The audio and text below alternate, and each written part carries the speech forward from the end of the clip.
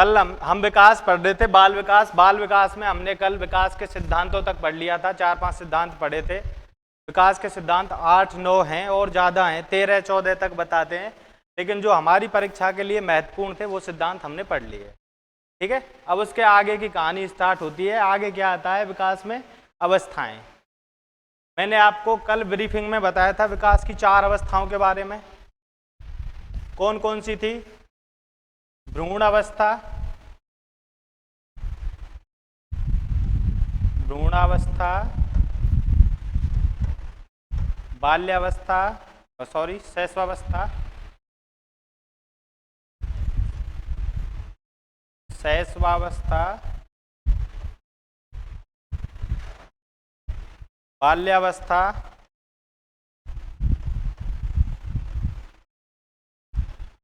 और किशोरावस्था।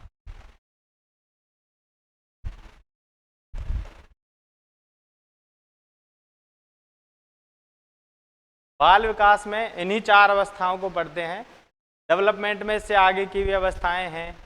इससे आगे आती है यौवन अवस्था, प्रौढ़ अवस्था, वृद्धावस्था। तो बाल विकास में कहाँ तक का अध्ययन किया जाता है? 19 वर्ष तक का। 19 वर्ष तक कौन कौन सी अवस्थाएं आती हैं? किशोर अवस्था तक। ठीक है, ध्यान देने की कोशिश करो थोड़ा। इसमें अवस्थाओं में सबसे पहली अवस्था भ्रूण अवस्था, जिसका हमने नाम बताया था गर्भावस्था,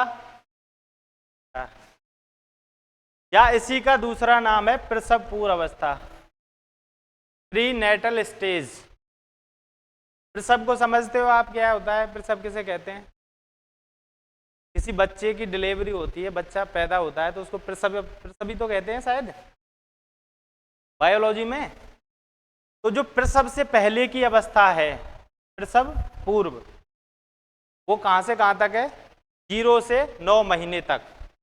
इसका अध्ययन विस्तृत रूप से किया जाता है बायोलॉजी में। मनोविज्ञान में इसका विस्तृत अध्ययन नहीं किया जाता है, फिर भी इसके बारे में ब्रीफिंग में थोड़ा सा कि कौन कौन सी अवस्थाएं इसके अंदर होती हैं ये जान लेते हैं। सबसे पहली अवस्था डिम्बावस्था, जिसे इंग्लिश में बोलते हैं जर्मिनल स्टेज। ये होती है 2 वीक तक, 0 से 2 वीक तक। आपको ये पता है मानव जीवन का जो शुरुआत है वो कितने कोषों से होती है? 1 कोष से होती है, एक संयुक्त कोष से। संयुक्त कोष कैसे कैसे? अंडज और युग्मनज दोनों मिलके एक संयुक्त कोष बना के करते हैं ना। तो मानव जीवन की शुरुआत कितने कोषों से होती है? अगर सीधा सीधा क्वेश्चन आए तो 1 कोष से। कौन से कोष से? संयुक्त कोष से। ठीक है, उसके बाद पहली जो अवस्था, जो वो कोष आया संयुक्त, वो 2 वीक तक जो रहता है उस अवस्था को बोलते हैं डिम्बावस्था। डिम्ब के रूप में रहता है। ठीक है, उसके बाद 2 वीक से 8 वीक तक। 8 वीक बोले तो कितने महीने हो गए? 2 महीने तक, लगभग 2 महीने तक। 2 वीक से लगभग 2 महीने तक कौन सी अवस्था में आता है? भ्रूण अवस्था में, एम्ब्रियोनिक स्टेज, उसका भ्रूण बनता है। डिम्ब से क्या बना? भ्रूण। भ्रूण से गर्भ, गर्भ को बोलते हैं फीटस। उसके बाद 8 वीक से जन्म तक कौन सी अवस्था चलती है? 2 महीने से 9 महीने तक गर्भावस्था, फीटस स्टेज। ठीक है, इस अवस्था में जो मानव की आकृति, जो मानवीय आकृति है, जो मानव का असली रूप जो बच्चा धारण करता है, अंगों का, पूरे तंत्र का जो भी मानवीय रूप धारण करता है वो 3 परतों में करता है। कौन कौन सी 3 परतों में? पहली परत का नाम है बहिस्तर, दूसरी का नाम है मध्य स्तर, तीसरी का नाम है अंतः स्तर। एक्टोडर्म, मीजोडर्म और एंडोडर्म। इनमें कैसे कैसे करता है? मानव जो आकृति है उसको कैसे कैसे प्राप्त करता है? सबसे पहले दांत, नाखून, बाल और स्नायु तंत्र, इन 4 चीजों का विकास होता है सबसे पहले। इस अवस्था से स्टार्ट होता है, जो यहां से भ्रूण अवस्था से जो स्टार्ट होता है, उसमें जो सबसे पहली परत है, 3 परतों में होता है ना, सबसे पहली परत में बाह्य चीजों का बनना संभव हो पाता है। कौन कौन सी? दांत, नाखून, बाल और स्नायु तंत्र। ठीक, उसके बाद मध्य स्तर, मेसोडर्म। मध्य स्तर में त्वचा, रक्त संचार और मांसपेशियां। जो ये स्नायु तंत्र बनता है, स्नायु तंत्र आप समझते हो, स्नायु तंत्र, स्नायु मंडल, नाड़ी तंत्र, नाड़ी मंडल, नर्वस सिस्टम। नर्वस सिस्टम जो आदमी का होता है वो बनता है पहले स्तर में, उसको बोलते हैं बहिस्तर, ठीक है। उसके बाद इसमें जो रक्त का संचार होता है वो कौन से स्तर पे जाके होता है, दूसरे स्तर पे। मांसपेशियों का बनना कौन से स्तर पे स्टार्ट होता है, दूसरे स्तर पे। त्वचा का बनना दूसरे स्तर पे। दूसरे स्तर का नाम क्या है, मध्य स्तर।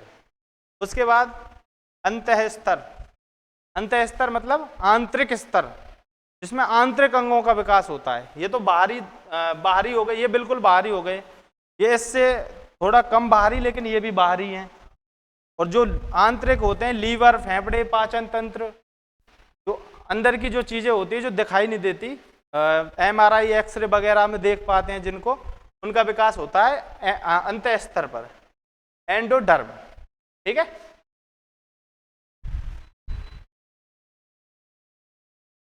अब उसके बाद कुछ पैरामीटर्स हैं भाई। जन्म होता है, ये भ्रूण अवस्था हो गई उससे पहली, जिसमें वो बच्चा बाहर नहीं आया था, जीवन में, सामाजिक जीवन में बाहर नहीं आया था। अब वो बाहर आते ही क्या क्या होता है, शरीर है जो उसका किस तरीके से होता है, क्या कौन सी चीज का विकास कितना हुआ होता है पहले से ही, इसके बारे में ये थोड़ा सा जन्म के समय शरीर के जो पैरामीटर्स हैं उनके बारे में बताया गया है। सबसे पहला भार। कोई बच्चा जन्म लेता है, सामान्य रूप से स्वस्थ बच्चे का जन्म लेते समय वजन, भार, वेट कितना होना चाहिए, 7 पाउंड। 7 पाउंड को तो आप समझते ही नहीं होगे, शुद्ध बोले तो 3.175 किलोग्राम, लगभग 3.15 किलोग्राम, 3.25 किलो तक का बच्चा होता है, स्वस्थ होता है, ठीक है। उसके बाद लंबाई। बच्चे की जो लंबाई, बच्चा जब पैदा होता है उस टाइम बच्चे की लंबाई कितनी होती है, सीधा सीधा फैक्चुअल, कभी कभी ये क्वेश्चन आ जाता है इसमें से, ठीक है, किसी भी चीज के बारे में आए लेकिन आ जाता है। अभी आया था, इसके मांसपेशियों के बारे में आया था 20 अगस्त को। उससे पहले कई बार मस्तिष्क के बारे में आ लिया है 1-2 बार, तो इसमें से कहीं से भी आ सकता है, मतलब है ना। कितनी होती है लंबाई, 20 इंच। अब 20 इंच को भी आप नहीं समझते होगे, तो इंच के स्थान पे सबसे सरल याद करने को क्या है, 50.8 सेंटीमीटर। बच्चा जब स्वस्थ बच्चा कोई पैदा होता है तो उसकी लंबाई कितनी होती है, 50.8 सेंटीमीटर या 20 इंच, ठीक है। उसके बाद हड्डियों की संख्या। हड्डियों की संख्या कितनी होती है, 270 या 370, बताओ।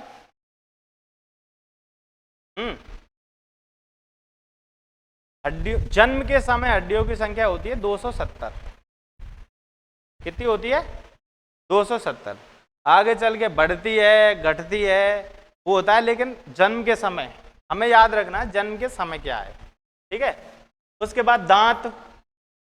दांत कितने होते हैं जन्म के समय, इस दुनिया में कोई ऐसा बच्चा पैदा हुआ है जो अपने दांत लेके पैदा हुआ हो, नहीं हुआ, डॉक्टर साहब नहीं हुआ। इस दुनिया में कोई भी बच्चा दांतों के साथ पैदा नहीं हो सकता। जन्म के समय 0 दांत होते हैं।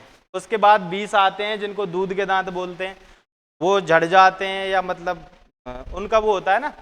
हरलोक मैडम ने बहुत अच्छी परिभाषा दी थी ना, कि पुराने चिन्हों का लोप होना और नए चिन्हों का उदय होना, ये दी थी ना विकास की परिभाषा। तो उनका कहने का मतलब यही था, जो दांत हैं अपने, जो पुराने जो 20 दांत हैं उनका जाना, उनकी जगह पर नए दांतों का आना, ये विकास की परिभाषा में दी थी हरलोक ने, ठीक है। तो दांत कितने होते हैं, 0। उसके बाद मस्तिष्क का भार कितना होता है, 350 ग्राम।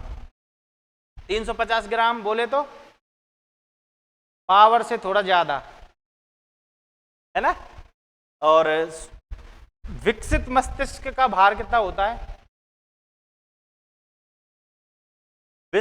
विकसित जो मस्तिष्क होता है, मस्तिष्क, उसका भार होता है 1350 ग्राम। से लेकर मतलब 60 भी बोल देते हैं, 70 भी, लेकिन 1350 एवरेज ग्राम, ठीक है। तो विकसित है जो उससे कितना कम है ये 10वां भाग है ना, ठीक है साहब। विकसित का हो गया। अब इसमें मस्तिष्क के बारे में एक जनरल बात है, मतलब एग्जाम में तो आएगी नहीं, लेकिन जान लो, सबसे जो अपना जो पूरा शरीर है इसकी तुलना में सबसे बड़ा जो मस्तिष्क है, सबसे ज्यादा भारी भार में, वजन में, शरीर की तुलना में, शरीर का टोटल वजन और मस्तिष्क का टोटल वजन, इनकी अगर तुलना करी जाए तो सबसे ज्यादा होता है मनुष्य का। उसके बाद दूसरे नंबर पे आता है चिंपैंजी का। चिंपैंजी का जो मस्तिष्क का वजन है मनुष्य की तुलना में कम होता है, लेकिन उसके अगर भार की तुलना करी जाए ना, उसके खुद के भार की, खुद के मस्तिष्क की, तो मनुष्य से थोड़ा कम रह जाता है, ठीक है। जैसे ये तो भाई ये हो गया ना 1/10 हो गया, उसका इससे थोड़ा कम रह जाता है वजन। और उसके बाद हाथी का जो होता है वो सबसे कम होता है। अगर मस्तिष्क की बात करें वजन की, तो हाथी का उसके शरीर के वजन की तुलना में सबसे कम मस्तिष्क होता है, ठीक है। उसके बाद हृदय की धड़कन, कोई भी छोटा बच्चा होता है उसकी हृदय की धड़कन आप सुन के देखना, होते जब वो हुआ हो 100 बहुत स्पीड होती है, 140 बहुत तेज हो जाती है, सामान्य अवस्था में आके ये हो जाती है 72, है ना। लड़कियों की 72 ही होती है, लड़कियों की होती है 69। क्यों होती है पता नहीं, लेकिन 69 होती है, ठीक है। कितनी होती है लड़कियों की 69। तो लड़कियों को खतरा किसका रहता है, ब्लड प्रेशर लो होने का, लड़कों को हाई होने का, क्योंकि पहले उनकी ज्यादा है ना, तो हाई होने की संभावना ज्यादा रहती है, ठीक है। सामान्य जीवन में काम आने वाली बात है। मांसपेशियों का भार, मांसपेशियों का पूरा शरीर का जो भार है ये तुलनात्मक रूप से बताया जा रहा है। ये जो मांसपेशियों का है पूरे शरीर का जो भार है उसका जो 23.4% हिस्सा है, लगभग 25% मान सकते हैं, लगभग है नहीं लेकिन लगभग, तो 23.4% जो हिस्सा है वो मांसपेशियों का भार होता है। शरीर के अंदर जो मांसपेशियां होती है वो कितनी होती हैं जन्म के समय 23.4% पूरे शरीर की, और पूर्ण विकसित होने के बाद ये कितनी हो जाती है, कोई शरीर पूर्ण विकसित हो गया उसके बाद कितना होता है, ये होता है 44%, ठीक है, 44%। अब वो जो गर्भावस्था है वो मनोविज्ञान के अध्ययन का इतना विषय है नहीं, वो साइंस के अध्ययन का विषय था, बायोलॉजी का, इसलिए उसके बारे में जो फैक्ट है वो जानकारी काफ़ी है। अब पढ़ेंगे शैशवावस्था जो बहुत जरूरी है मनोविज्ञान में। हर बार 1%, 2%, 3% तक इसी में से आते हैं, या तो शैशवावस्था से या किशोरावस्था से, बाल्यावस्था से कम आते हैं, इनसे ज्यादा आते हैं, ठीक है। शैशवावस्था कब से कब तक है, जन्म से 6 वर्ष तक, ठीक है, पक्का है ना, याद रखेंगे। कभी कभी ये भूलना भी पड़ेगा, वो मैं बताऊंगा कब भूलना है। ये अभी के लिए तो 6 वर्ष है, अलग अलग मनोवैज्ञानिकों ने अलग अलग बताया है, सामान्य रूप से ये है, ठीक है। क्वेश्चन आते हैं वो इससे थोड़ा और इर्द आते हैं, उनके बारे में थोड़ी देर ये पढ़ के उसके बाद डिस्कस कर लेंगे, ठीक है। तो शैशवावस्था की उम्र कितनी हुई, जन्म से 6 वर्ष। शैशवावस्था को बोलते क्या है, इन्फेंसी एज, इन्फेंसी एज बोलते हैं, इन्फेंसी स्टेज बोलते हैं। शिशु को क्या बोलते हैं, इन्फेंट, डॉक्टर साहब बायोलॉजी में बोलते हैं ना इन्फेंट, इन्फेंट बोलते हैं, तो ये इन्फेंसी हो गई उसकी जो अवस्था है, ठीक है। अब इसकी कुछ परिभाषाएं हैं या इसके बारे में कुछ कथन है, महत्वपूर्ण कथन जो शैशवावस्था के बारे में मनोवैज्ञानिकों ने बताए हैं। ये जो कथन हैं ये स्पेशल रटने की कोई ज़रूरत नहीं है, ये अगर याद इनको आप एक बार समझ जाओगे तो इन्हीं कथनों से इनकी विशेषताएं बनती हैं इस अवस्था की। सभी अवस्थाओं में ऐसा ही है, जो ये कथन है अगर इनको आप एक बार समझ लोगे तो इसकी जो विशेषताएं वो अपने आप बना दोगे आप। कैसे कैसे, सबसे पहले गुड एनफ साहब ने दिया है, व्यक्ति का जितना मानसिक विकास होना होता है उसका आधा 3 वर्ष तक हो जाता है। ये बोल रहे हैं जो मानसिक कॉग्निटिव डेवलपमेंट है, मेंटल डेवलपमेंट, मानसिक विकास, मैंने आपको बताया था पहली क्लास में, इससे पहली में होगा शायद, तो उसमें बताया था। तो जो ये मानसिक विकास है, ये टोटल जितना होना होता है ताउम्र, पूरे जीवन जितना होना होता है, उसका आधा 3 वर्ष तक हो जाता है, ऐसे बोलते हैं गुड एनफ।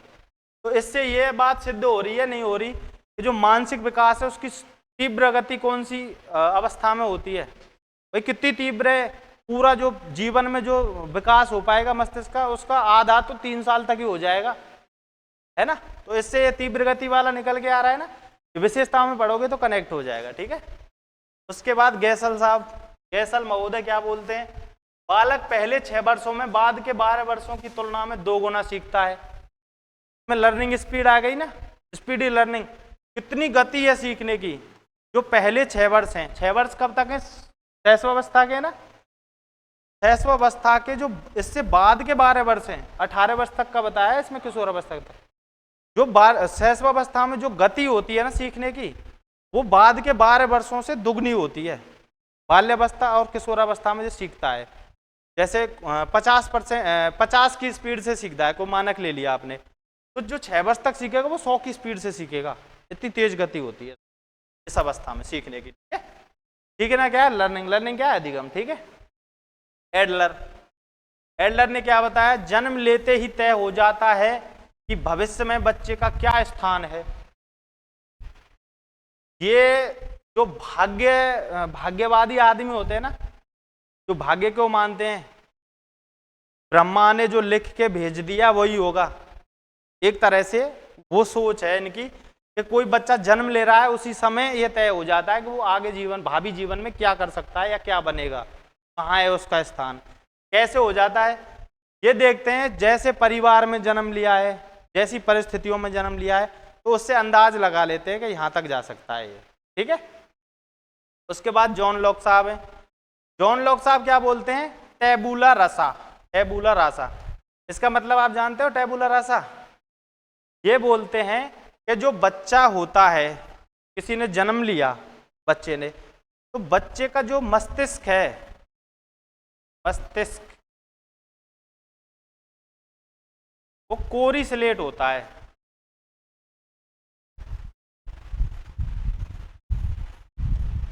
ये क्या बोलते हैं, बच्चे का जो मस्तिष्क है वो कोरी स्लेट होता है। कोई बच्चा जन्म लेता है तो शैशवावस्था तक वो कोरी स्लेट के समान होता है, आप उसको जो बताओगे, जो सिखाओगे वो सीख जाएगा, ठीक है। इनका जो इन जॉन लॉक साहब ने ये बात की, इसका बहुत ज्यादा विरोध हुआ आगे चल के मनोविज्ञान में। विरोध किस प्रकार किया गया, विरोध में ये बताया गया कि बच्चा है जो कोरी स्लेट नहीं होता, बच्चे के अंदर ज्ञान होता है, उसको हम जगाते हैं बस।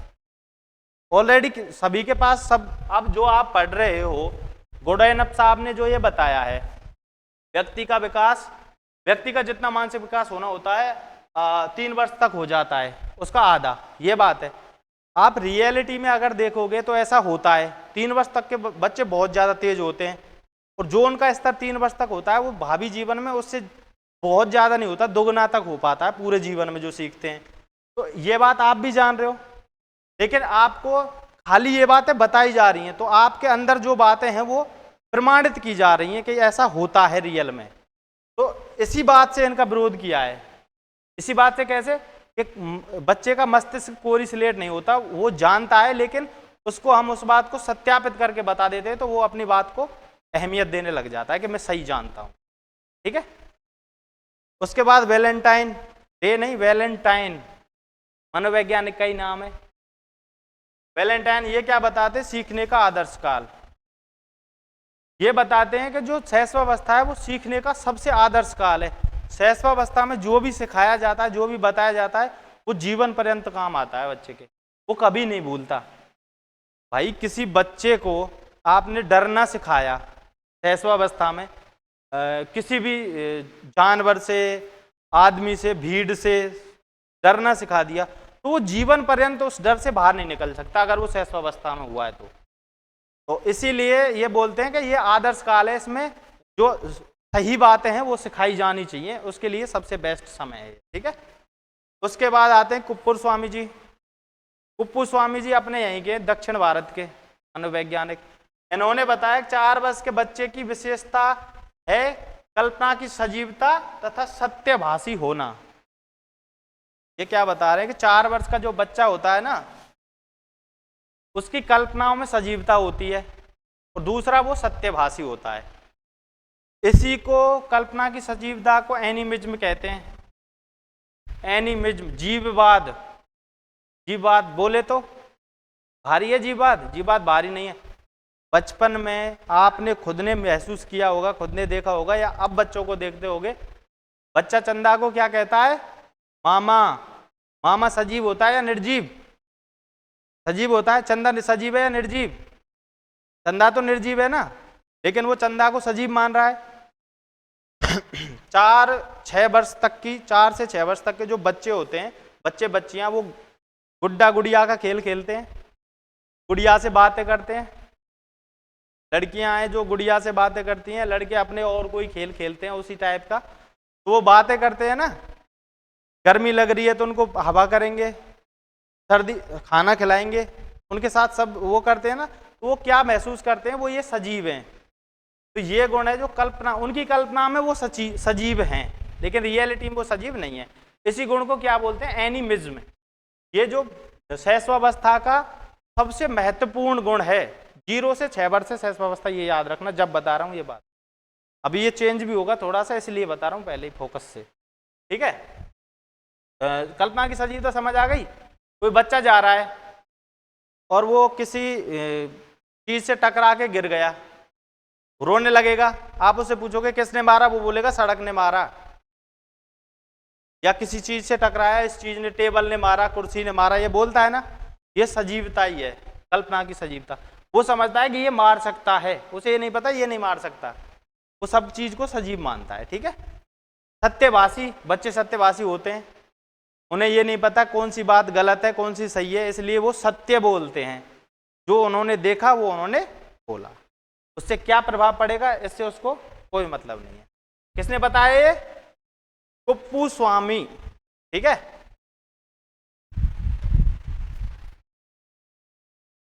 और कुछ शैशवावस्था की ये परिभाषाएं हो गई। परिभाषाओं को वैज्ञानिकों के, मनोवैज्ञानिकों के नाम थोड़े याद रखने। ये और जो इसकी विशेषताएं ये हैं महत्वपूर्ण जो बातें हैं इसकी शैशवावस्था की। शैशवावस्था की महत्वपूर्ण क्या है? अभी मैंने क्या बताया था? अभी बताया था ना, वैलेंटाइन ने बताया था ना, सीखने का आदर्श काल है। कैसे मैंने आपको अच्छे से बता दिया, दोबारा बताने की जरूरत नहीं। जीवन की आधारशिला, ये भी मैंने बता दिया। आधारशिला कैसे? पूरा जीवन इसी पे टिका है, जो अब सिखा दिया जाएगा वही आगे चल के वो यूज में लेगा। तो आधारशिला हो गई ना भाई, यहीं से तो स्टार्ट हुआ है उसका। उसके बाद खिलौनों की आयु, टॉय एज, अभी बताया था गुड्डा गुड़ियों का खेल, याद रख लोगे? कोई समस्या इसमें? ये बहुत इंपॉर्टेंट है, कई बार आ लिया है खिलौनों की आयु पेपर में, असली पेपर में। अतार्किक चिंतन की अवस्था। अतार्किक चिंतन क्या होता है? तर्क के हिसाब से नहीं सोचते, अतार्किक सोच होती है। कैसे? जैसे आपको किसी चीज से जैसे टकरा जाओ, आपके पैर में चोट आ जाए, तो आप तर्क से सोचोगे ना कि ये दे ही नहीं सकती, ये निर्जीव है, ये चीज दे ही नहीं सकती, ये निर्जीव है। इनके अंदर तार्किक क्षमता नहीं होती है शिशुओं के अंदर, इसलिए ये जो कल्पना की सजीवता है उसको इसीलिए मानते हैं, ये अतार्किक होते हैं, ठीक है। उसके बाद बकी अवस्था, इसको नाम दिया चैटर बॉक्स। बकी अवस्था, जब ये बच्चे बोलना सीखते हैं ना, 2 वर्ष से बाद ही बोलना सीखते हैं, तो उसके बाद ये इतना ज्यादा बोलते हैं, इनको हर चीज के बारे में जानना है। जिज्ञासा और बकी अवस्था, ये दोनों गुण इसी के हैं, जिज्ञासा भी है। इसके बाद नेमिंग एक्सप्लोजन आता है, नामकरण विस्फोट, वो भी इसी का है। वो क्या है? हर चीज के बारे में जानेंगे, इसका नाम क्या है, ये क्या है, ये क्या है। इनके प्रश्न इतने होते हैं जो किसी के नहीं होते, इसीलिए इनको लिटिल साइंटिस्ट भी बोला जाता है। बाल मनोवैज्ञानिक, छोटे जो मनोवैज्ञानिक होते हैं, लिटिल साइंटिस्ट बोलते हैं इनको, अन्वेषण करते हैं, नई नई कोई मकान बना रहे हैं ईंटों से, मिट्टी से खेल रहे हैं घर बना के, तो साइंटिस्ट जैसे काम कर रहे हैं ना, लेकिन लिटिल हैं तो लिटिल। ठीक है, चैटर बॉक्स बकी अवस्था को समझ गए, बक बक बक बक करने की अवस्था, नाजुक वह खतरनाक अवस्था। नाजुक अवस्था तो है, खतरनाक भी है। कैसे? कोई बच्चा खेल रहा है, उसके सामने सांप आ जाए, वो जानता ही नहीं है सांप क्या है, नहीं जानता ना, अगर वो सांप उसको खा जाए तो मृत्यु हो सकती है ना, खतरा है ना। खतरा किसका है? उसकी अवस्था का है, उसकी गलती कुछ भी नहीं है ना, वो जानता ही नहीं है। तो इसमें बहुत खतरे भी हैं, और ये नाजुक अवस्था है ही, कोमलता की, नाजुकता की अवस्था। ठीक है, उसके बाद ये मैंने अभी आपको ऊपर बताया था, नामकरण विस्फोट, हर चीज के नाम जानने की इच्छा। ये पंखा है तो पंखा है, पंखा क्यों है ये भी पूछ सकते हैं। ये चांद है तो इसका नाम चांद क्यों है। हर चीज के बारे में, हर चीज का नाम जानना चाहते हैं, क्योंकि ये जानते नहीं है ना कुछ भी, हर चीज का नाम पता करना चाहते हैं। ठीक है, इनको कभी भी गलत नहीं बताना चाहिए। आपको आ रहा है तो ठीक है, नहीं तो टाल देना चाहिए, गलत कभी नहीं बताना चाहिए, क्योंकि भावी जीवन में वो ही काम आएगा इनके। ठीक है, उसके बाद मनमौजी अवस्था, 1 मिनट में रोने लग जाएंगे, दूसरे मिनट में हंसने लग जाएंगे। तो किसके हिसाब से चल रहे हैं? अपने मन के हिसाब से। कैसी हो गई? मनमौजी अवस्था। ठीक है, और महत्वपूर्ण विशेषताएं इनकी, ये जो एनिमिज्म लिखा है, ये इंग्लिश में इसलिए लिखे हैं, जो नाम है हिंदी में इनके बहुरूप आ जाते हैं, जो वो होते हैं ना, क्या बोलते हैं, पर्यायवाची, उनके हिसाब से ज़्यादा आते हैं, तो उसका हिंदी का अर्थ ही नहीं समझ पाते हम हिंदी वाले का, इंग्लिश वाला समझने में सरल हो जाता है। पहला क्या है? एनिमिज्म। एनिमिज्म को क्या बोला था हमने अभी? कल्पना की सजीवता या जीववाद। अब देखो यही 2 नाम आ गए ना, तो ऐसे इसके कितने भी नाम आ सकते हैं। तो यह आप समझ गए कल्पना की सजीवता क्या होती है। उसके बाद ईगोसेंट्रिज्म, इसी से मिलती जुलती टर्म है, ये जीन पियाजे ने दी थी। है ईगोसेंट्रिज्म, अहम केंद्रवाद। अहम केंद्रवाद, जीन पियाजे ने अहम केंद्रवाद के ऊपर एक प्रयोग किया था, 3 माउंटेन प्रॉब्लम।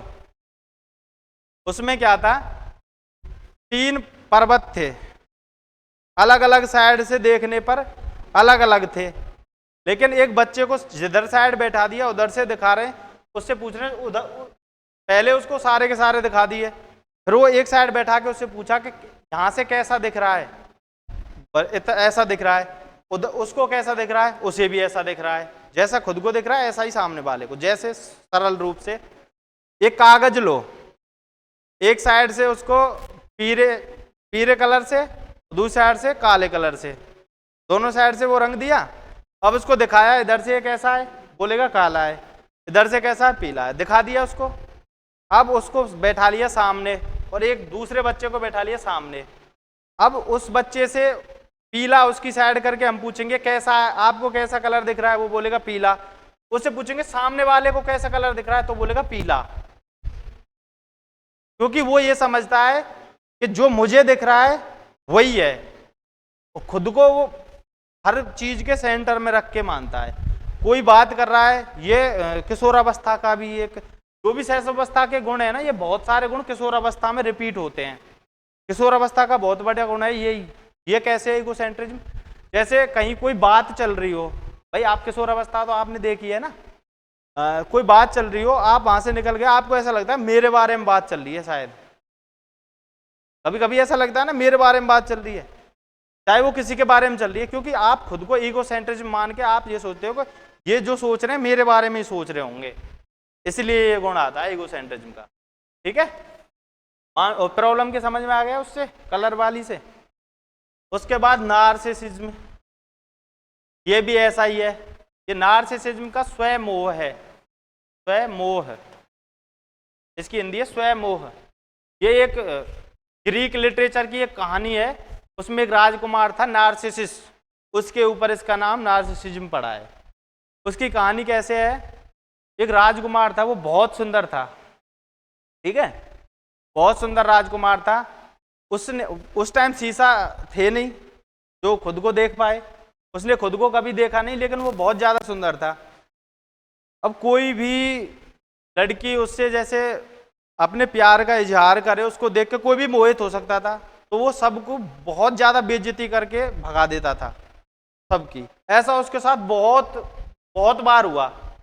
वो जो राजकुमार था, वो नाम एग्जैक्ट याद नहीं है उसके पिताजी का, तो उसके जो पिताजी थे, उसकी जो माँ थी वो एक परी थी, कहानी है ग्रीक लिटरेचर की। तो परी का था, वो सुंदर था। अब उसको एक वो जंगल में शिकार करने चला गया अपने दोस्तों के साथ। अब वहां पे जाके उनको एक परी मिल जाती है। वो परी उस राजकुमार को देख के मोहित हो जाती है। जैसे ही वो परी उस राजकुमार को देख के मोहित होती है, उसके पास जाती है और उसके पास जाके बोलती है, अपने प्यार का इजहार करती है उस राजकुमार के सामने जाके। तो राजकुमार क्या है, उसको बहुत ज्यादा बेइज्जत करके वहां से भगा देता है। वो वहां से उसको भगा देता है। तो वो राजकुमार थोड़ी देर बाद उसको प्यास लगती है, पानी की तलाश में इधर उधर जाता है। तो पानी के जो नदी है उसके पास जाके पानी पीने लगता है। तो जो परछाई है उसकी खुद की पानी में उसको दिखाई देती है, और वो इतना सुंदर होता है, वो खुद पे मोहित हो जाता है, खुद की परछाई को देख के खुद पे मोहित हो जाता है। अब वो उससे बोलने लगता है परछाई से। उसको नहीं पता ये परछाई, वो समझ रहा है ये कोई दूसरा है, बहुत सुंदर है। और जो समलैंगिकता है यूरोप में पहले से ही है, इसका कोई ज़्यादा खास विरोध नहीं है समलैंगिकता का वहाँ पे। तो वो उससे बोलने की कोशिश करता है, वो उससे सामने वाला बोल नहीं रहा, जो वो पूछ रहा है उसका कोई आंसर नहीं दे रहा ना सामने वाला। तो इस बात से वो इतना हर्ट हो जाता है, इतना दुखी हो जाता है कि वो खुदकुशी कर लेता है। तो उसको खुद से प्रेम हुआ, इसी कारण उसने खुदकुशी की। तभी तो उसको पता चलता है ना कि जैसे वो दुनिया को ठुकराता आ रहा था, तो उसको खुद के दुख का, उस असली दुख का एहसास तो तभी हुआ ना, खुदकुशी कर ली। तो इसीलिए इसका नाम नार्सिसिज्म पड़ गया कि स्वयं हो, स्वयं से जो प्रेम होता है इतना होता है, उन्हीं के नाम पे इसका नाम पड़ गया, आत्म प्रेम, स्वयं हो। ठीक है, इसी का दूसरा नाम आत्म प्रेम भी है। ये शैशवावस्था का बहुत बड़ा गुण है। बच्चे खुद से इतना प्रेम करते हैं, वो सामने वाले किसी भी बच्चे को पसंद नहीं करते, वो खुद से प्रेम करते हैं। छोटे बच्चे होते 6 वर्ष तक के, ठीक है। उसके बाद प्री स्कूल एज, भाई स्कूल कौन सी एज से जाने लगते हैं? 6 वर्ष के बाद ही तो जाने लगते हैं, 6 वर्ष से। तो 6 वर्ष तक स्कूल से पहली आयु हो गई ना, प्री। विद्यालय पूर्व आयु या पूर्व विद्यालयी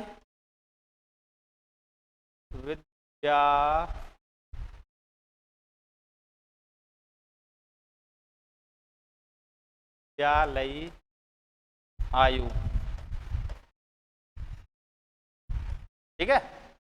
उसके बाद स्पीडी फिजिकल डेवलपमेंट, शारीरिक विकास बहुत तेजी से होता है।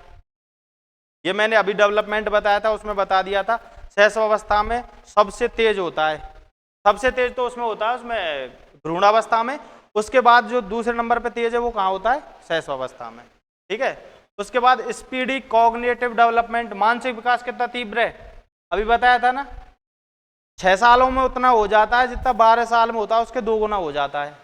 3 वर्ष में उतना हो जाता है, पूरे जीवन में होता है उसका आधा हो जाता है 3 ही वर्ष में। तो स्पीड है ना, मानसिक विकास है, कॉग्निटिव डेवलपमेंट है ना। उसके बाद स्पीडी लर्निंग प्रोसेस, सीखने की प्रक्रिया कितनी तेज होती है, अभी बताया था, गैसल साहब ने बताया था ना। क्या बताया था? अभी जस्ट बताया था गैसल साहब ने, प्रारंभ के 6 वर्षों में उतना सीखता है जितना 2 गुना सीख जाता है, 12 वर्षों में आधा सीख पाता है। तो ये स्पीडी लर्निंग का हो गया। लैक ऑफ मोरालिटी, ये हो गया नैतिकता का अभाव, नैतिकता का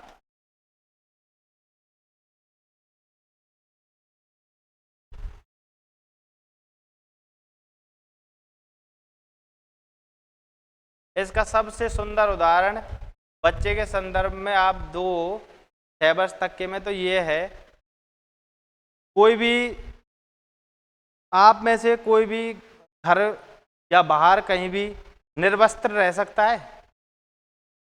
नहीं रह सकता ना। अगर रहेगा तो आप नैतिक हो या अनैतिक? अनैतिक हो गए ना। बच्चे रहते हैं ना, अनैतिक होते हैं ना। तो ये नैतिकता का अभाव है ना, जो ये इनकी बुराई नहीं है, ये विशेषता है। इस एज में ऐसा होता ही है, ठीक है। नैतिकता का अभाव होता है क्योंकि नैतिकता के बारे में जानते नहीं है, नैतिकता क्या होती है। उसके बाद लैक ऑफ सोशियलिटी, सामाजिकता का भी अभाव होता है इसमें। सामाजिकता का अभाव,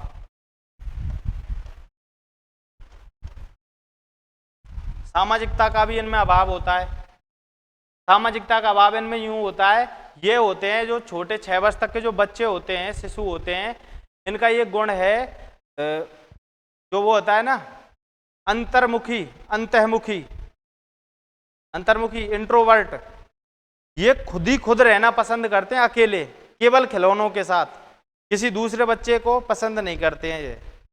ये सामाजिकता कब बनती है? जब समाज में जाएंगे और बच्चों से मिलेंगे, लेकिन 6 वर्ष तक के बच्चे और बच्चों से नहीं मिलते हैं, ये अंतर्मुखी होते हैं, ये भी इसका गुण है। और सामाजिकता का अभाव होता है, ये भी इसका गुण है, ठीक है। उसके बाद रिपीटेशन, पुनरावृत्ति बहुत करते हैं, ये पुनरावृत्ति करते हैं, हर बात की आप कुछ भी बोलोगे उसको रिपीट बोलोगे, क्योंकि चैटर बॉक्स होते हैं इसीलिए पुनरावृत्ति करते हैं। बोलना शुरू में सीखा है तो इनको ऐसा लगता है एक ही साथ बोल डाल जो बोलना है, आप जो भी बोलोगे उसको दोहराएंगे, तो ये भी इनका गुण है, ठीक है। उसके बाद हाई सेक्सुअलिटी, कामुकता बहुत ज्यादा होती है बच्चों में। 6 वर्ष तक के बच्चे हैं, इनमें कामुकता बहुत ज्यादा होती है, लेकिन कामुकता का जो मार्ग है वो परिपक्व का जो लैंगिक मार्ग है उस हिसाब का नहीं होता। इनकी कामुकता सबसे पहले होती है मौखिक चूषण का, जो इनमें जो रिफ्लेक्स आता है, प्रतिवर्त ऑटो रिफ्लेक्स चूषण आता है ना बच्चे में, तो ये अपने अंगूठा चूसेंगे, कोई भी चीज आप दोगे मुंह की तरफ लेके जाएंगे। स्तनपान, कामुकता बहुत ज्यादा स्तनपान करते हैं, बहुत ज्यादा कामुक होते हैं इसीलिए करते हैं, ठीक है। और इसके बारे में जो वो है ना, जो अपने साइकेट्रिस्ट साहब थे फ्रॉइड साहब, उन्होंने बहुत विस्तार से बताया है सेक्सुअलिटी के ऊपर। उनका है विश्लेषण है, कौन सा, सेक्सुअलिटी के ऊपर एक विश्लेषण का सिद्धांत दिया है उन्होंने, बहुत बड़ा, वो आएगा बाद में, उसको पढ़ेंगे, है ना। उसके बाद प्रॉब्लम स्टेज, समस्याएं बहुत आती हैं इनको, हर बात से समस्या, रोने लग गए, हंसने लग गए, कभी भी कोई भी समस्या आ सकती है, शिशु है ना, होता है। उसके बाद इलॉजिकल थिंकिंग, अतार्किक चिंतन, ये मैंने बताई दिया जस्ट पहले, अतार्किक चिंतन होता है। उसके बाद इमेजिनेशन वर्ड, खुद की दुनिया में रहते हैं, गुड्डे गुड़िया का खेल स्टार्ट हो गया तो उसी दुनिया में रहेंगे फिर, ठीक है।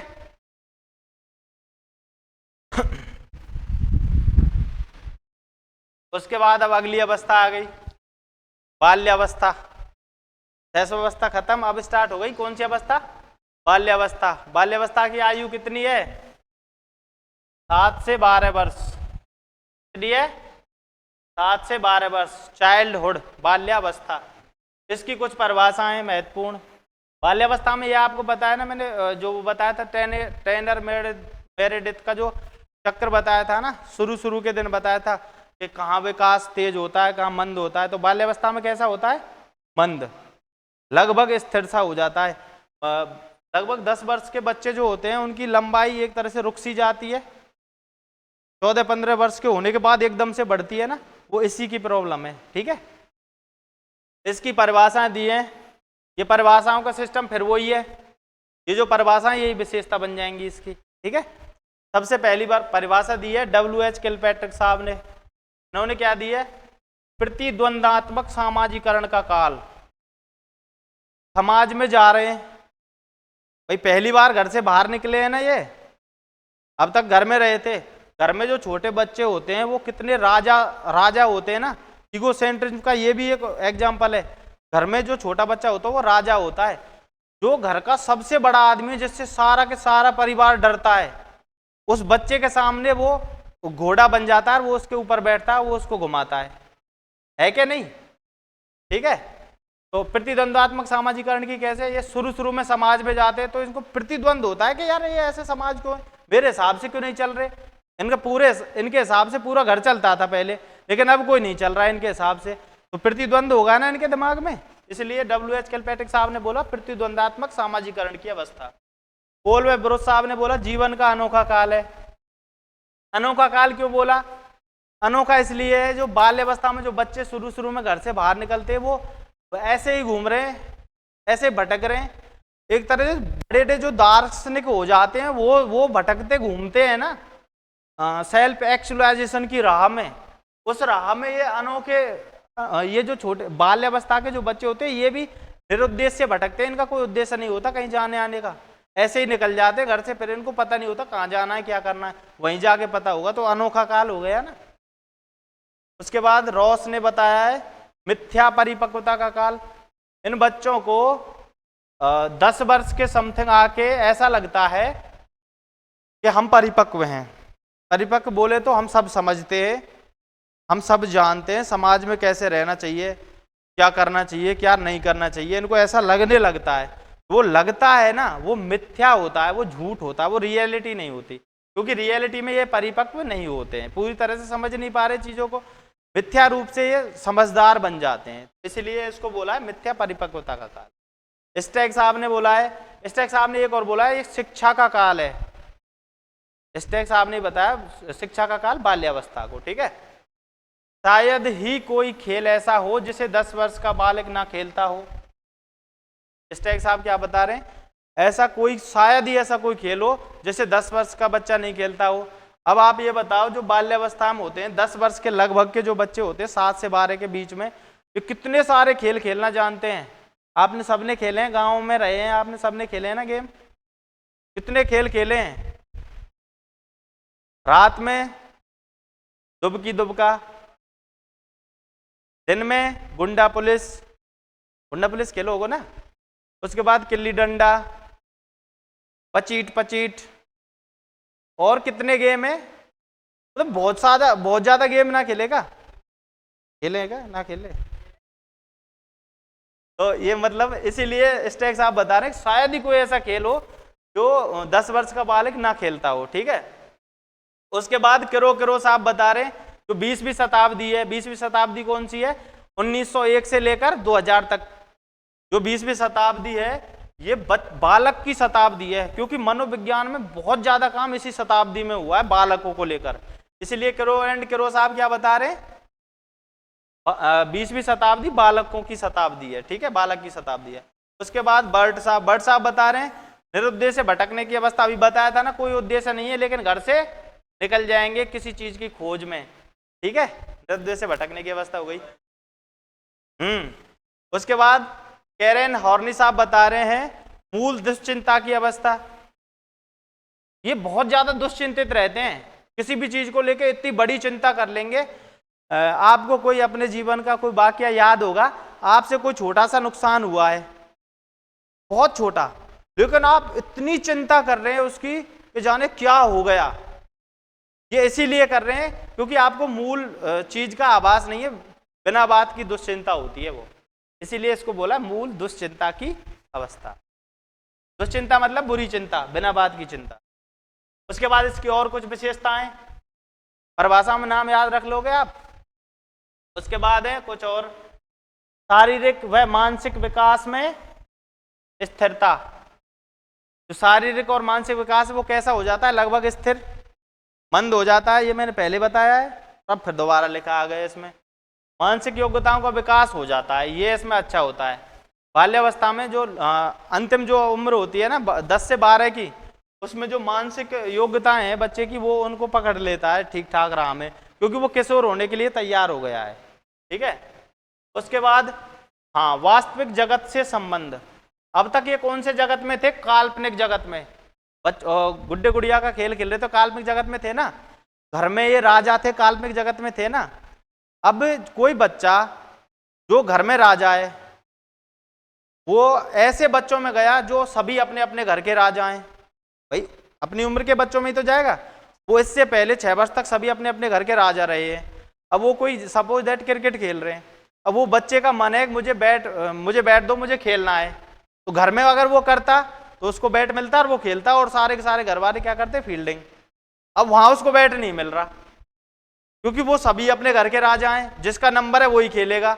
अब वो वास्तविकता को देख रहा है, अभी तक क्या था, कल्पनाओं में जी रहा था कि मैं यूं जो हूं। अब उसको वास्तविकता का आभास यहाँ जाके जब वो बाहर गया, जब हो रहा है, तो इसमें ये बहुत बड़ा परिवर्तन एकदम से आया है, कल्पनाओं से वास्तविकता में। ठीक है, काल्पनिक जीवन से निकल के कहाँ गया, वास्तविक जीवन में। यहाँ उसको दुख होता है, भाई कोई राजा है, उसको एकदम से उससे ऐसा लगे प्रजा छीन ली गई, तो दुख तो होता ही है ना, दुख होता है। लेकिन जो रियलिटी है वो उसका आभास भी होता है इसके साथ ही। ठीक है, उसके बाद सामाजिक गुणों का, रियलिटी का आभास होने के तुरंत बाद सामाजिक गुणों का विकास होने लग जाता है। भाई समाज में ऐसे रहना है, किसी से लड़ना झगड़ना नहीं है, किसी से कैसे बात करनी है, कैसे समूह में रहना है, सबको इकट्ठा करके रखना है। सामाजिकरण की जो व्यवस्था है इसका विकास हो जाता है। उसके बाद नैतिक गुणों का विकास।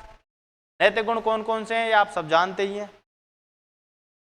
चोरी ना करना, सत्य बोलना, सत्य बोलना सही नहीं लगता, ऐसा लगता है झूठ ना बोलना नैतिक नैतिक गुण है। तो ऐसे जो ये है ना मॉरल, जिनको यार आदर्श मानते सभी, वो ये नैतिक गुण। ठीक है, शराब ना पीना, सिगरेट ना पीना।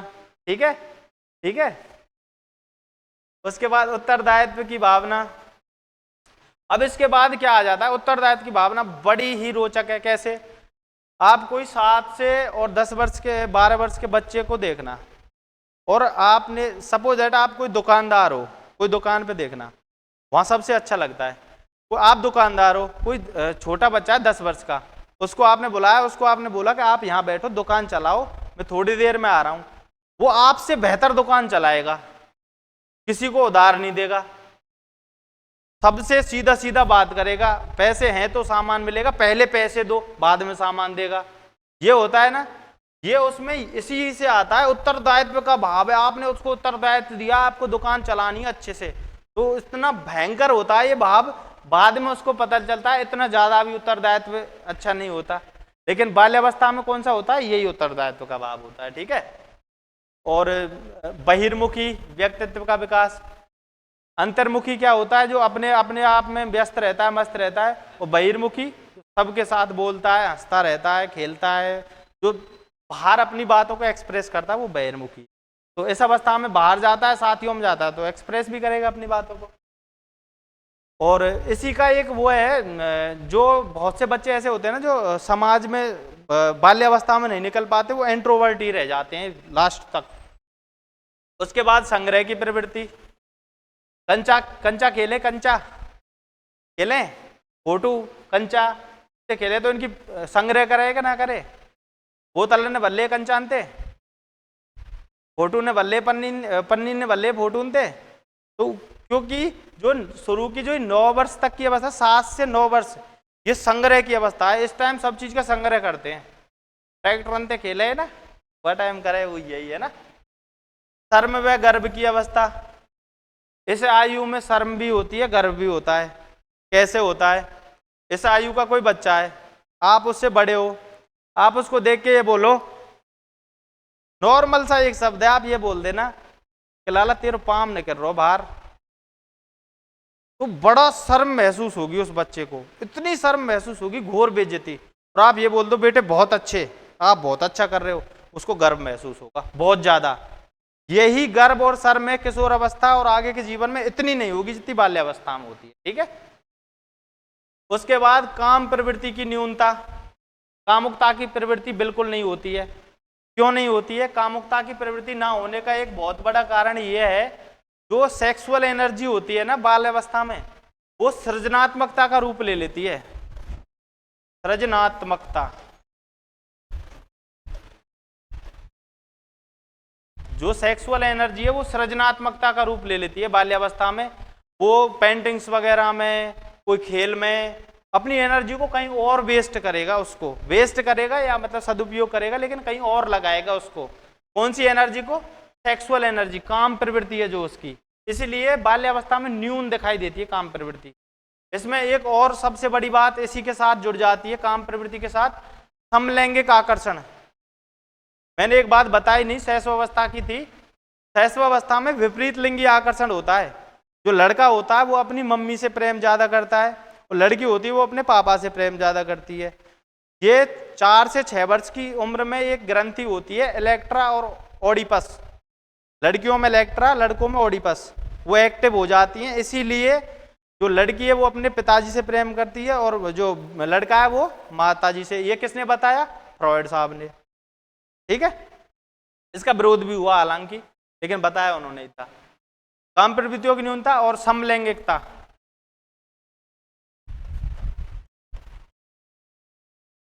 कैसे समलैंगिकता? जैसे कोई बच्चे कोई खेल खेल रहे हैं, लड़के लड़के मिलके कोई खेल खेल रहे हैं, कोई लड़की इनके साथ खेलने आएगी तो नहीं खेलने देंगे, ये बोलेंगे तू लड़की है तू अलग खेल, क्योंकि समलिंगी आकर्षण होता है, अपने समान लिंग के जो होते हैं उनके साथ ये खेलते हैं। ठीक है, उसके बाद साहसिक कार्यों में रुचि। साहसिक कार्यों में इतनी रुचि होती है, आपने थोड़ा सा चना के पेड़ पे चढ़ा दिया तो कुछ भी कर सकते हैं। कोई भी कार्य है आपने बता दी ये तो बहुत साहस का कार्य है, तू नहीं कर सकता, तो ये जरूर कर सकते हैं। आप इनको मना कर देना कि उस जगह मत जाना, वहां शेर है, ये 100% वहां जाएंगे, कोई और जाए या ना जाए ये जाएंगे, क्योंकि इनमें वो है, साहसिक है ये समझते हैं कि हम साहसिक, हम जाएंगे, हम शेर देखेंगे, तो नहीं देख सकते। और दूसरी है आत्मनिर्भरता की भावना। ये जो आत्मनिर्भरता की भावना है और जो किशोर अवस्था में भी आएगी आत्मनिर्भरता की भावना, इसमें थोड़ा सा डिफरेंस है। ऐसे जो बाल्य अवस्था में जो आत्मनिर्भरता की जो भावना है वो इस हिसाब से होती है, जो अपनी मूल प्रवृत्तियां होती है ना, मूल प्रवृत्तियां नहीं, जैसे मल त्यागना, मूत्र त्यागना, या मतलब नहाना धोना, जो अपने खुद के कार्य होते हैं। अब तक वो डिपेंड था, शैशवावस्था में वो डिपेंड रहता है घर वालों पे, मम्मी पापा पे डिपेंड रहता है या कोई और घर वाले पे, लेकिन बाल्यावस्था में वो आत्मनिर्भर हो जाता है, ये उस टाइप की है। और किशोरावस्था में जो आएगी वो कौन सी आत्मनिर्भरता है? अपने बिजनेस को लेके, अपने व्यवसाय को लेके आत्मनिर्भरता आती है, अपनी पहचान बनाना वो। ठीक है, अब ले ये किशोरावस्था आ गई इतनी देर में ही, फास्ट ही चले, वो समझ में ना आ रही हो तो बताओ, चलो कर देंगे हम, बहुत ज्यादा समझ में ना आ रही होगी तो। किशोरावस्था एडोलसेंट, इसका एक दूसरा नाम ये भी है टीन एज। टीन एज नाम सुना है? टीन एज कैसे?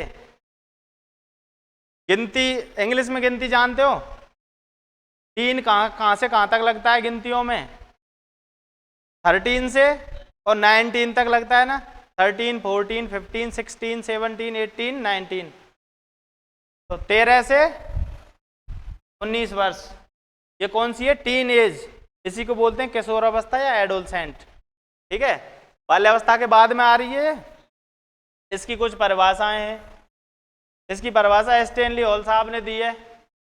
किशोरावस्था प्रबल दबाव, तनाव, तूफान व संघर्ष का काल है। आपने सबने महसूस किए हैं और अब तक भी कर रहे होंगे बहुत से, तो आप में नहीं तो आप ये कर रहे होंगे, कोई ना कोई तो कर ही रहा होगा इसको महसूस, किशोरावस्था में होगा ना। तो ये क्या है? किशोरावस्था में प्रबल दबाव, किसी भी चीज को लेके बहुत ज्यादा दबाव होता है, बहुत ज्यादा तनाव में रहते हैं, और आजकल के तो बहुत ज्यादा ही तनाव में रहते हैं इंस्टाग्राम की वजह से, बहुत ज्यादा। ठीक है, हाँ, तूफान की अवस्था है, तूफान आते रहते हैं। तूफान किनको बोलते हैं? हेडो कमेटी नाम सुना? एक हेडो कमेटी थी, किशोरावस्था का अध्ययन किया था उन्होंने, और शायद इसमें हाँ ये नीचे है भी। तो हेडो कमेटी ने बताया कि जो 11-12 की उम्र के बाद जो बालक की नसों में जो ज्वार दौड़ता है, जो ज्वार उठता है, उसी को किशोरावस्था कहते हैं। जवानी, बिल्कुल ये सही बताया, हाँ बिल्कुल इसे बोलते हैं जवानी आ गई। तो बहुत ज्यादा संघर्ष भी रहता है इसी काल में। ठीक है, उसके बाद रोज साहब ने बताया है किशोरावस्था समाज सेवा के आदर्शों का निर्माण व पोषण करता है। किशोर है जो, ये क्या बता रहा है? बाल्यावस्था में सामाजिकता और नैतिकता की शुरुआत हो गई, उससे पहले सामाजिकता नैतिकता के बारे में जान ही नहीं रहा था किशोरावस्था में, शैशवावस्था में। लेकिन किशोरावस्था में क्या होता है? जो सामाजिक और नैतिक जो नियम होते हैं उनको, जो बने हुए हैं उनको ना मानने की बजाय खुद के नियम जो सही हैं उनको मानता है। ये हो रहा है ना, निर्माण कर रहा है आदर्शों का, खुद के आदर्श किसी को भी देख के करेगा ये। इसका हीरो वर्शिप की एज भी है ये, वीर पूजा, किसी को अपना वो मानेगा वीर, हीरो मानेगा, आइडल मानेगा, उसी के हिसाब से अपने आदर्शों का निर्माण करेगा और उनका पोषण करेगा। पोषण कैसे करेगा? उनको इम्प्लीमेंट करेगा, उन्हीं के हिसाब से रहेगा। इसी उम्र में आपने सुना होगा इंस्टाग्राम जो वो होते हैं ना, इंस्टाग्राम अकाउंट, किसी एडोलसेंट बच्चे का इंस्टाग्राम अकाउंट खोल के देखना, उस पर एक लाइन 90% चांस से लिखी होगी क्या? माई लाइफ माई रूल लिखी रहती है ना, my life my rule, I am rule breaker, rule तोड़ने वाला, या मेरी जिंदगी मेरे नियम। तो वो इसी से आती है, किशोरावस्था में ये है ही विशेषता उसकी, ठीक है। उसके बाद कोलसैनिक साहब क्या बता रहे हैं? किशोर प्रौढ़ों को अपने मार्ग में बाधा समझते हैं क्योंकि वे उन्हें स्वतंत्रता से रोकते हैं। किशोर होते हैं जो बड़े बूढ़ों को, बुजुर्गों को क्या मानते हैं? बाधा।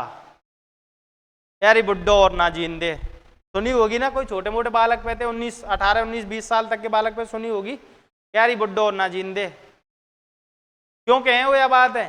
क्योंकि जो वो चाहते हैं वो उसको करने से रोक रहे हैं, क्योंकि उन्होंने वो किया हुआ है किशोरावस्था में अपनी में, वो गलत है, इसलिए वो रोक रहे हैं। लेकिन वो खुद ये सोच रहे हैं कि उन्होंने किया नहीं, वो समझ रहे हैं ये गलत है ही नहीं, हो ही नहीं सकता, हम सोच रहे गलत। ईगोसेंट्रिज्म भी होते हैं किशोर, वो सोचते हैं कि हम सोच रहे जो गलत हो ही नहीं सकता, तो हो ही नहीं सकता तो वो उसको करेंगे, वो इसको रोकेंगे। तो जब रोकेंगे तो स्वतंत्रता पे प्रहार हुआ ना उसकी पे, इसीलिए वो प्रौढ़ों को, बुजुर्गों को अपने मार्ग की बाधा मानते हैं, ठीक है। तो इसीलिए जो राजनीति में आप देखते होंगे, जो किशोर हैं वो हमेशा नए नेताओं को बहुत ज्यादा पसंद करते हैं, पुराने को पसंद नहीं करते। उसका मेन रीजन यही है, वो समझते हैं पुराने जानते ही क्या है, ये तो मतलब उल्टा ही करेंगे कुछ, ठीक है। उसके बाद फिर वैलेंटाइन डे नहीं है, वैलेंटाइन साहब है ना, इनकी जो परिभाषा है इन्होंने दी है, अपराध की प्रवृत्ति के विकास का नाजुक समय। ये बहुत इंपॉर्टेंट है। इन्होंने बताया कि जो किशोर अवस्था है ना, ये ऐसी उम्र है, इसमें बच्चे के सबसे ज्यादा खतरा होता है अपराध की प्रवृत्तियों में संलग्न होने का। जैसे ये जो आइडल मानते हैं, वीर पूजा करते हैं ना, तो ये कैसे मान लेते हैं? ये किसी को भी मान सकते हैं। अभी कुछ थोड़े दिन पहले एक इंटरव्यू वायरल हुआ था ना, किसी गुंडे का, किसी बहुत बड़े गुंडे का कोई इंटरव्यू शामिल हुआ था, अभी छूटा था। तो बहुत से बच्चे उसको देख के प्रभावित हो गए जो किशोर हैं। अब उसको देख के वो प्रभावित होंगे तो वो उसके जैसा बनने की कोशिश करेंगे, तो अपराधी प्रवृत्तियों में संलग्न होने की संभावना ज्यादा हो गई ना। बहुत सेंसिटिव एज है ये अपराधी प्रवृत्तियों में संलग्न होने की, इसलिए इनको बहुत ज्यादा शिक्षा देने की जरूरत है। इसके ऊपर सेक्सुअल एनर्जी को बेस्ड करते हैं बहुत ज्यादा, उसके ऊपर इनको जो ये सेक्स एजुकेशन ये भी दी जानी बहुत जरूरी है किशोरों को, ठीक है। उसके बाद हेडो कमेटी की रिपोर्ट मैंने आपको बताई दी, 11-12 की उम्र में या उससे ऊपर की उम्र में जो ज्वार उठता है उसको क्या कहते हैं? किशोर अवस्था। किशोर अवस्था की कुछ विशेषताएं, विशिष्ट अहम केंद्रवाद। बच्चों का अहम केंद्रवाद क्या था? जो भी हो रहा है उनके इशारे से हो रहा है, पूरा घर उनका गुलाम है, जो भी कर रहे हैं वो कर रहे हैं, वो ये करता। लेकिन किशोरों का जो अहम केंद्रवाद है, ईगोसेंट्रिज्म, ये विशेष होता है। विशेष क्यों होता है? कोई किशोर आपने भी देखा होगा या आप कोई और को देखोगे, आप जब किशोर अवस्था में होंगे आपने देखा होगा, आपने कोई शर्ट पहनी है सफेद, उस पर कोई एक दाग लग रहा है, तो आप क्या समझते हो कि ये उसको पहन के नहीं जा सकते बाहर, क्योंकि आपको ये लगता है कि सारा जमाना इस दाग को देखेगा, मेरी क्या इज्जत रह जाएगी। लेकिन रियलिटी में कोई किसी की शर्ट को देखता है क्या? आपने देखा था क्या किसी का दाग? खुद को ज्यादा दिखाई देता, दूसरों को नहीं दिखाई देता वो जो दाग लगा हुआ है। उसका रीजन क्या है? वो ईगोसेंट्रिज्म होते हैं।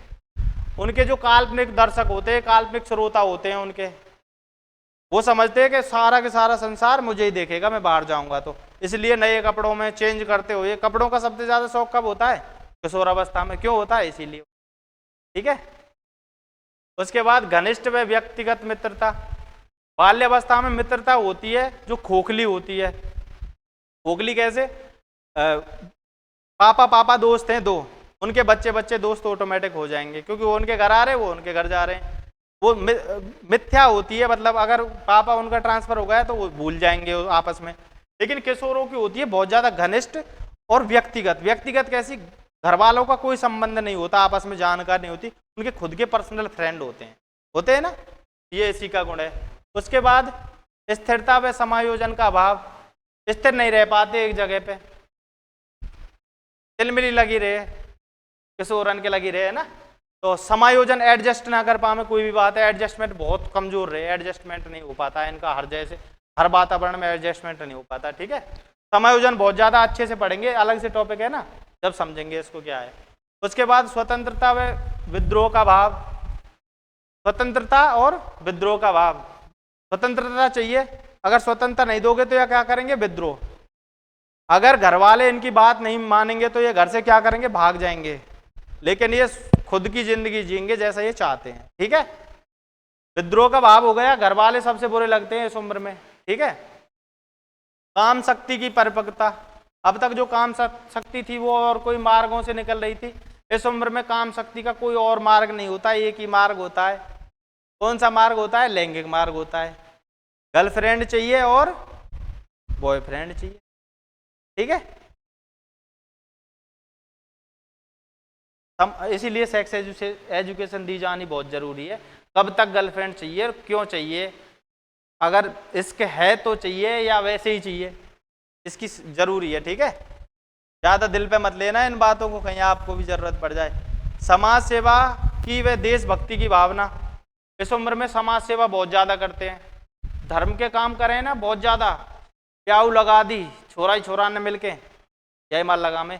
एक और इसकी खास विशेषता क्या है कि आप ये मत समझना कि 19 वर्ष तक ही है, बहुत से ऐसे होते हैं जिनमें कोई कोई गुण जीवन पर्यंत भी रह जाता है, 25 साल तक भी रह जाता है, तो ये फिक्स नहीं है, ये रियलिटी में जो 19 तक की वो विशेषता है, ठीक है। उसके बाद ईश्वर व धर्म में या तो विश्वास या तो अविश्वास, या तो ये भगवान को मानेंगे, इतना मानेंगे कोई मान ही नहीं सकता, कोई पूजा कर ही नहीं सकता इनके बराबर, और अगर नहीं मानेंगे तो ये इतने नहीं मानेंगे कि बिल्कुल ही नहीं मानेंगे।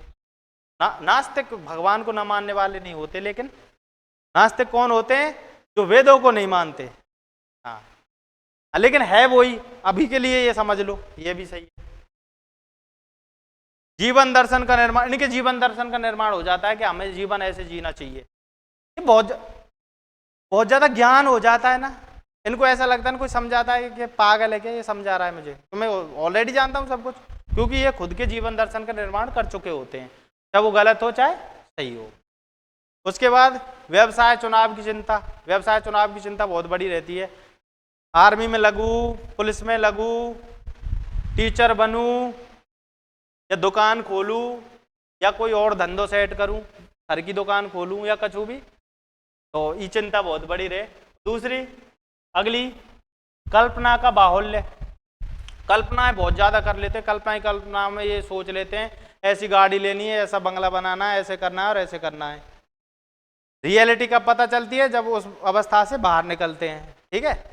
उसके बाद दिवा स्वप्न, दिन में सपने देखते हैं, कोई किसी के जो भी ये विशेषता है ना, इनमें से जोन सी भी विशेषता हावी होती है ना, वो सबसे ज्यादा दिखाई देती है। किसी के ऊपर कामुकता बहुत ज्यादा हावी है तो उसके दिवा स्वप्न में क्या आएगी, परियां, लड़कियां, यही आएंगी ना। और किसी की वो नहीं है, कामुकता इतनी हावी नहीं है, सृजनात्मकता बहुत हावी है, तो वो कोई चीज का सृजन करेगा दिवा स्वप्न में। नौकरी के बारे में बिल्कुल ऐसे कुछ ही के बारे में सोचेगा, हाँ, पद के बारे में वो बनूं ऐसे करूं। उसके बाद पलायन मैंने बता दिया, घर से भाग जाते हैं, जैसे कोई लड़ाई होगी, जंगा होगा, घर वालों की मानेंगे नहीं तो भाग जाएंगे घर से। उसके बाद समायोजन का अभाव मैंने बता ही दिया पहले ही, ये रिपीट इसीलिए हो रही है, ये विशेषता ही तो है भाई, जो इनमें ना हो वो विशेषता आप खुद बना सकते हो। एग्जाम में देख के कोई विशेषता पूछी गई है तो आप उम्र के हिसाब से सोच के बना सकते हो। उसके बाद आत्मसम्मान, किशोरों को सबसे ज्यादा क्या चाहिए, आत्मसम्मान चाहिए। आत्मसम्मान की बहुत बड़ी समस्या आती है इनके सामने, अपने से बिछुड़ने में गम, अपनों से बिछुड़ने में गम। सबसे ज्यादा जो दिल टूटते वो कौन सी उम्र में टूटते हैं, किशोरावस्था। क्यों टूटते हैं, क्योंकि ये दिल पे ज्यादा लेते हैं, ठीक है।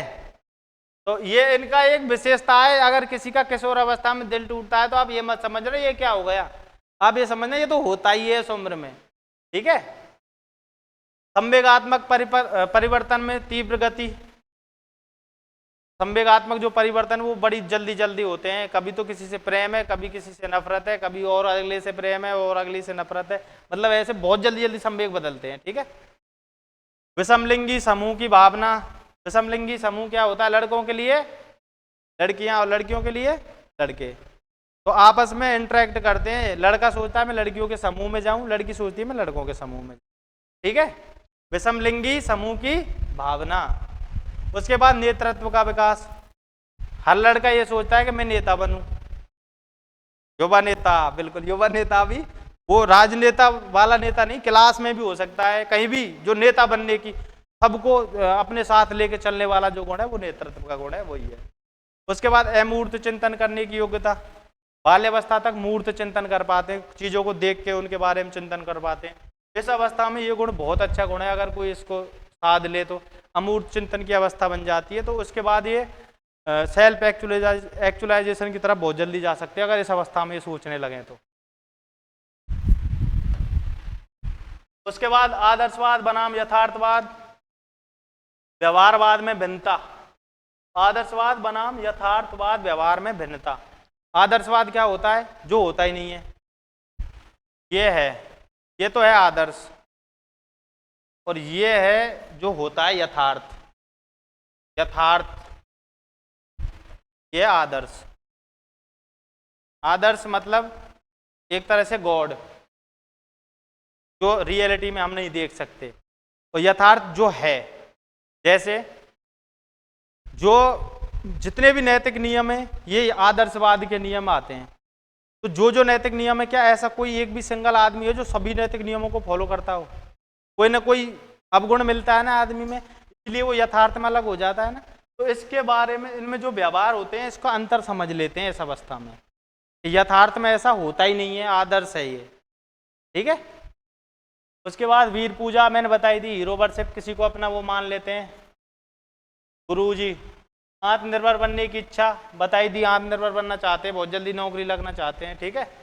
उसके बाद शारीरिक विकास लगभग अधिकतम 20 वर्ष तक होता है, शारीरिक विकास लगभग अधिकतम हो जाता है। ठीक है। यही है। अब एक बात बस समझनी है, बस छोटी सी, क्लास का मतलब हो गया, जो अवस्थाएं ये पूरी हो गई। अब एक बात समझनी है मात्र, शैशवावस्था,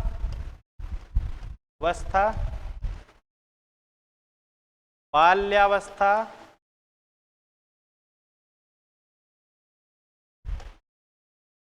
और किशोरावस्था।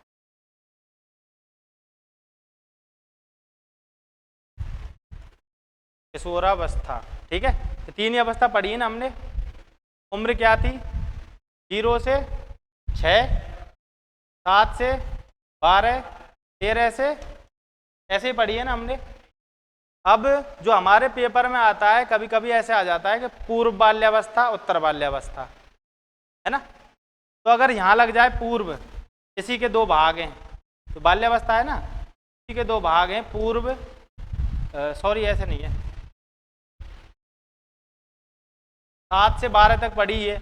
अब इसमें ऐसे होता है, जो जब पूर्व बाल्यावस्था नाम आए तो उसका मतलब समझना आप शैशवावस्था के 2 भाग कर दिए हैं। शैशवावस्था के, शैशवावस्था हो जाएगी इसमें 0 से 2 वर्ष। ठीक है। 3 से 6 वर्ष क्या हो गई? पूर्व बाल्यावस्था। उत्तर शैशवावस्था नहीं, पूर्व बाल्यावस्था। पूर्व बाल्यावस्था क्या हो गई? 3 से 6 वर्ष। अभी जो हमने शैशवावस्था के जो गुण पढ़े, उनमें जो जितने भी गुण हैं वो कौन सी अवस्था के गुण हैं? पूर्व बाल्यावस्था के। ये बात याद रखनी है, जो भी शैशवावस्था के गुण है वो पूर्व बाल्यावस्था के गुण है। ठीक है। और जो भी हमने बाल्यावस्था के गुण पढ़े थे अभी, वो हैं उत्तर बाल्यावस्था के गुण। अगर ये बाल्यावस्था पूर्व और उत्तर करके आ जाए तो ये विशेष ध्यान रखना है, यही आता है एग्जाम में। ये कौन सी हो जाएगी? उत्तर। उसके बाद किशोरावस्था में भी होता है, लेकिन किशोरावस्था का इतना इंपॉर्टेंट है नहीं, जो डिवाइडेशन है। ये याद रखनी है बस, एक बात बहुत इंपॉर्टेंट है जो। ठीक है। ठीक है। ठीक है। तो नमस्कार।